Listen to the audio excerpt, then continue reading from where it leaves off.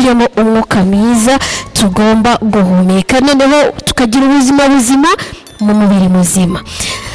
Ibimenyetso bya covid rero ni byiza cyane iyo ubibonye ukagira icyo ukora, cyane cyane harimo kubabara umutwe, kuribwa mu ngingo, kugira umuriro ukabije, kumva waciwemo, kumva umubiri wacitse intege.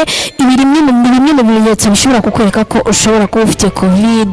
Igihe rero ubonye kimwe muri ibi bimenyetso ugomba guhita wiha akato.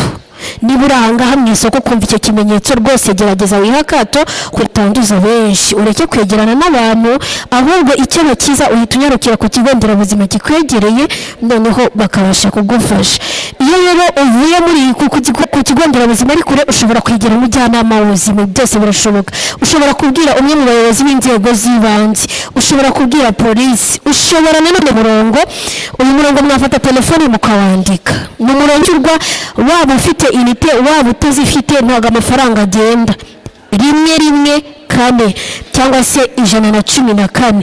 Uyu murongo niwo ushobora guhamagaraho igihe cyose waba ufite ikibazo kijyanye COVID-19. Rwose muri iyi gahunda ya Sindohoka turi gukomeza gushishikariza abantu kubahiriza aya mabwiriza yo kwirinda icyorezo cya covid, cyane ko ni inshingano zanjye gukomeza guhashya iki cyorezo, kandi twese nidufatanyiriza hamwe tugashyira hamwe, iki cyorezo kizacika burundu. Ndabizi ko abantu muri gukorera muri iri soko ninde utifuza ko twasubira mu buzima busanzwe?